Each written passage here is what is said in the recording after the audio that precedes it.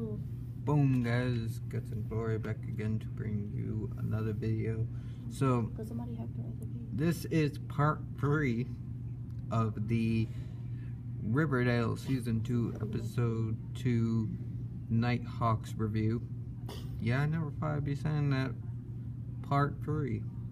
I never thought I would make something this long, but you know what? We're here. I'm gonna try to get this all done and put up on the same day. So, where did I left off? I left off on the last review. I think I was talking about the Betty and Cheryl scene, where Betty is pretty much blackmailing Cheryl and saying that she would reveal the video of Papa Blossom shooting Jason Blossom all over the internet because that she saved that video and had that video for that long. Good girl Betty Cooper kept a video of a murder on a laptop so she could use it and blackmail against Cheryl in the future. I guess why would you keep a video like that unless you were that's the only use you could use to attend it, which she did do that use. She did use it for that, so why else would you save that video? So yeah, Betty's going dark too, and I'm sitting here saying, yeah, Betty should pull Jughead back from the darkness and all that, blah blah blah. No, I don't think she will be the one to do that because she's going pretty dark herself. Good reasons, bad motive. Good reason, well, good motive, bad execution. Like, no. Be doing that shit, can't be pulling that shit. But anyways, Cheryl, of course she does it, and she goes and she testifies for saying that her dad did all this. Well, she's saying that she forgives FP and stuff, and the judge is like, well, FP still did this, FP still did that, and he's like, we're not gonna lower the sentence. And then Cheryl's in there and she's like, oh, and she looks at Betty, and Betty raises her eyebrow like, you better do something. And Cheryl just immediately on the spot was like, he threatened him, my dad threatened him, which did happen. He didn't threaten him the whole time, but at one point for the false confession, Papa Blossom did threaten FP. He did threaten him. He threatened to go after Jughead. And FP's like, I ain't playing that shit. So he did the false confession. So that was true. But Cheryl said that on the spot, and she's like, hey, he threatened him and stuff. And then the judge is like, whoa, that's a different story. And the judge is like, we're going to review the case again. And then FP looks at Jughead and he's like, is that a win? And then Jughead's like, it's more time. You got more time now. So we'll take it as a win. So yeah. So like I said again, they're putting on that event at Pop's Chocolate Shop, and everything's going good.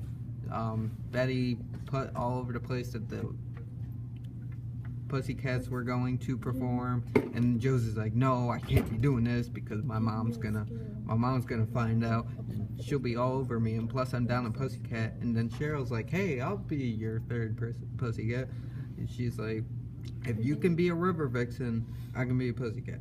So boom, they performed. It was pretty good. They did a cover of what's it called, I forgot the song they did a cover of, but it was pretty good. It was decent.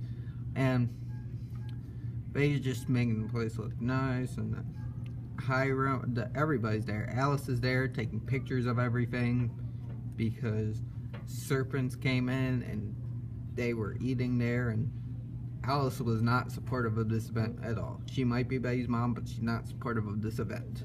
And Polly's gone. We don't know where Polly went. Polly's been disappeared since the beginning of the season, so we still don't have any tabs on Polly. Maybe she's the murderer, who knows. It can't be because it's obviously a guy, but although Polly might be behind it somehow because Polly and her mysterious incest baby are gone. So no word of Polly at all. So yeah, I'm done talking about Polly for now. But yeah, Alice is taking pictures of everything. She's taking pictures of Reggie doing drug deals outside the place with Moose and Midge. She's taking pictures of the Southside Serpents. She's just taking pictures of a lot of things. And so, yeah, that's what Alice is doing. And then, Archie shows up to this event, but he can't handle it. He's seen blood and stuff, and it's just not a good time for him. He's just reliving his dad's murder. And so, but Veronica snaps him out of it, and they all, like, end up hanging out there at this event. Which this event is pretty good. And then Potts reviews that he's not going to lose the restaurant because of all the support that people gave because of Betty doing this event and helping out the shop. And then he's like, as long as you guys keep coming, the doors will stay open. And he also said that Hiram, the Lodge family, gave him a donation. And then Hermione looks at Hiram and she's like, since when are we a charity? And then Hiram's like, we're not. And then he's like, I bought the place, but I'm gonna let Pop stay on as manager for silence because he doesn't want anybody to know that he bought the place, because he knows that Veronica would be all over him, and he actually wants to make a push to actually have a connection with Veronica. And I thought through the whole episode that he might not be as bad as we all thought he was, but it turns out, yep, he is. He is as bad as we thought he was. He's probably worse than we thought he was. So he's gonna be an interesting character to watch throughout the series. He's gonna be interesting to see. But yeah, and Veronica's even gonna try. She had a talk with Jughead, and she's like, Jughead, you were about to leave your dad behind, but now you're sitting here fighting for him. Like, what changed? And he's like, well, I noticed that he was trying to be a good father, and I decided to give him a chance. And then she's like, well, don't you think that, like, nobody can change or anything, or that people will always be the same people deep down? And he's like, well, you have a point there, but he's like, as long as he's trying, that's good enough for me. And so that kind of gives Veronica like changes her mind, and she's gonna try with Hiram and to be a family again. She's gonna try with Hiram and Hermione and try to be an actual family again. So, oh, we're not done yet either. Crazy stuff. So yeah, a couple more things till we get to the really big thing that happened at the end of this episode. We see Archie and Veronica. Archie's like, should I introduce myself to your dad? And then Veronica's like, no, I don't know how this is gonna work. You face too many problems. Don't for today, just don't deal with that now. So he hasn't met Hiram yet. And in the comics, even though Hiram was completely different in the comics, Hiram did not like Archie, so I'm guessing that would probably it's probably gonna transverse over to this. So that's gonna be interesting to see how that meeting will actually go down, especially since Hiram is the way he is in the show, and he's like, in the comics he was just a rich asshole. In the show he's like this criminal, like this vicious criminal dude. He's acting chill now, but that's what he does. He's like chill on the outside, but on the inside he's malicious, he is vicious, he is calculating, he is manipulating. He's pretty good villain. I think if Riverdale has a villain, it's Hiram. It is definitely Hiram. But anyways, yeah, so that happens, and then we see Archie. They say Archie finally gets some sleep, but before he can do this, he goes and meets Dilton Doily on the bridge. I'm like, out of all the characters, we're having more of Dilton Doily, and all we know of Dilton Doily in the show is he's a crazy weirdo that's a gun enthusiast and just likes to shoot guns in places. So we have that meeting with Dilton, and it's actually Archie buys a gun off of Dilton, or Dilton just gives him a gun, and Archie's like, I just need it for protection, I'm not crazy. And I'm like, oh no, because Archie's already attacked 2 people. He's tackled Reggie when, well, first of all, Reggie was wearing a mask, but he tackled Reggie when Reggie was trying to bring him his drugs, and he tackled him to the ground. But Reggie was wearing a mask, so he had that coming. But you don't wear a mask after a masked man just shot the dude's fire. You don't wear a mask to a house, and even though Reggie said that was just a prank, not a good prank, guy. You're gonna get yourself killed, Reggie. Man, you're doing drug deals and stuff. What the hell, Asian dude, bro, Reggie? What are you doing? What are you doing? So anyways, yeah. So now Archie has gotten himself a hold of a gun, and he is seeing things. He is paranoid. He is. This is not gonna end well. He, like I said earlier, he tackled Reggie. He almost hit Jughead with a bat.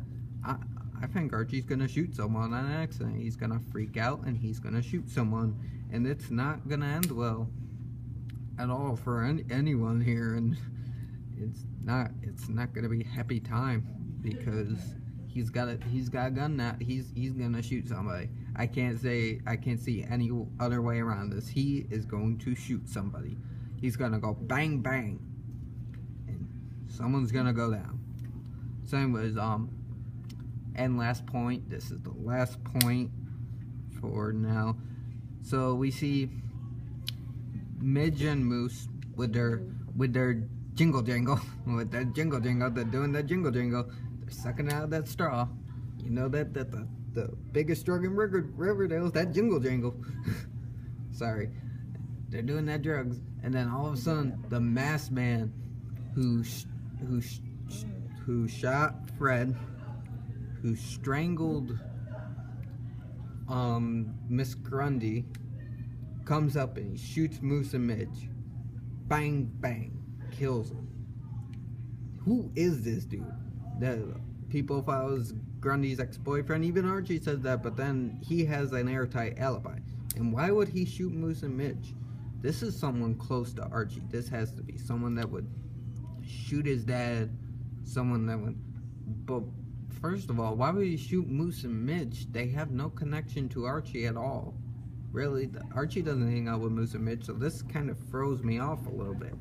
So yeah, Riverdale is a real serial killer. He went over to Greendale for a little bit to kill Miss Grundy, but then he came back and he's going after people. There is the angel of death has come upon Riverdale, like Jughead said. The angel of death has come upon Riverdale, and it's getting real. I mean, it is getting real. So, as you can tell, I had a lot to say about this episode. I really enjoyed this episode. I give it a 10 out of 10. I just loved it. Everything, the references, the action, just the craziness of this episode, and all the things that happened. It was just amazing to me. So I give this episode a 10 out of 10. Good job, Riverdale. Good job. Made a really good episode. So hopefully I'll need a part 4 on this review. I don't want to take it to that level, because it's a long time.